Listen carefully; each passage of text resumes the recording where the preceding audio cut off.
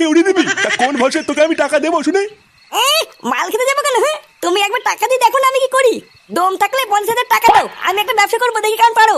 আচ্ছা যা, আমি যে ভাবি ও কালকের মধ্যে থেকে 50,000 টাকা জোগাড় করে দেবো। তারপর আমিও দেখবো দিনের শেষে তুই কি বাল করে আমার হাতে টাকা তুলে দিস। কি বলছি কি? তুমি আমাকে 50,000 টাকা দেবে? হ্যাঁ গো, তুমি এসব কি বলছো? তোমার মাথা ঠিক আছে তো? 50,000 টাকা তুমি অত টাকা কোথা থেকে পাবে? অত তোমার জানা লাগবে না, একবার যখন বলেছি দেবো তখন ঠিক জোগাড় করে দেবো।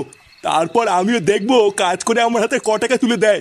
তার টাকাটা যে কালকে আমি দেবো, টাকাটা পেয়ে কি ব্যবসা করবি কিছু ভেবেছিস? হ্যাঁ, উনি তুমি ভেবো না, ওইসব আমার ভাবা আছে।